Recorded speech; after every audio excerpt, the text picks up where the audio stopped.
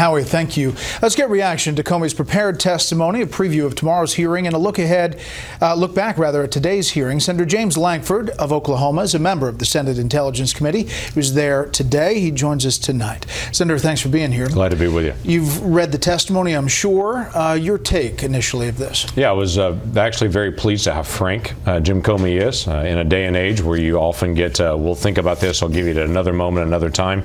He was very clear, articulated out multiple different conversations, gave the details of it, and was very open. So we look forward to that kind of open conversation and get the rest of the information tomorrow. You've heard some people talk about this specific effort in February 14th Oval Office meeting, talking about Michael Flynn. President Trump, quote, repeated that Flynn hadn't done anything wrong in his calls with the Russians, but had misled the vice president. He said then, I hope you can see your way clear to letting this go, to letting Flynn go. He's a good guy. I hope you can let this go. I replied only, he's a good guy. I did not say I would let this go. I had understood the president to be requesting that we drop in any investigation of Flynn in connection with false statements about his conversations with the Russian ambassador in December. I did not understand the president be talking about the broader investigation into Russia or possible links to his campaign. I could be wrong, but I took him to be focusing on what had just happened with Flynn's departure and the controversy around his account of his phone calls. Regardless, it was very concerning, given the FBI's role as an independent investigative agency. Now, there are some tonight who are saying that this is obstruction of justice. No, I would disagree that it rises to that level. We'll actually walk through and get greater details on that tomorrow when we visit with Jim Comey. Jim Comey was concerned about it, didn't like it, didn't want to be alone with the president at other times, thought that put him in an awkward situation. He had mentioned that later on in his written prepared statement there. But what he was very clear on is that the president wasn't saying to him, you've got to do this or else, or this is the shift, or get into the Russia probe or anything else. What I hear from it is the president just fired Flynn, who he liked and who he respected, but understood he lied to the vice president. He's not going to do that and be his administration. And we're trying to say we fired him. That's enough is what it sounds like. Is this also going to go into a probe as well? I've also heard supporters of the president today saying this is how he talks. He's a real estate developer from New York. He's not used to the Washington ways of dealing with this. Is that how you see it? Yeah, that's exactly how I saw it. The first time that I read through this earlier today when it came out was this reads like the president talks. It sounds like a guy who is not a Washington guy. America did not select a Washington guy or a politician. They hired a New York business guy. And he came in. He's in the process of hiring people. It doesn't surprise me. He's sitting down with all the people that he's hiring and putting on board face to face and saying, I need you to be loyal. That's a part of being a part of this. We've heard that term over and over again. For the other cabinet officials and folks, that when the president meets with them on that, he sits down with Comey a week into his presidency and says, basically, you're the same as everyone else. Comey is sitting there apparently thinking, I'm not like everyone else. I'm an independent investigator. I'm leading the FBI. And I think Comey sees this different than the president did. The president sees him as another part of the team. Comey seems to see it as, hey, we're very independent, which the FBI has historically been very independent. I know you're going to press the former FBI director tomorrow, and he'll be pressed on a number of fronts.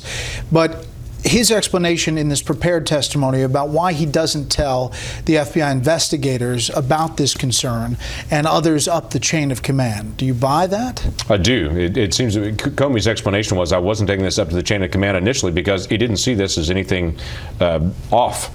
He was writing notes just to be able to keep track of it. But he does say he's very concerned. He was concerned later. You get several months down the road, you get down to the Michael Flynn conversation, and that raised a concern for him to say, hey, I don't need to be alone with the president. I don't want to be there. I need to find someone to report that to. But at the time, obviously, there's no one to report it to. Is it right for a president to ask an FBI director, I need loyalty, I expect loyalty? I think it's right for a president to expect him to be honest. And I would say that's the best way to handle it.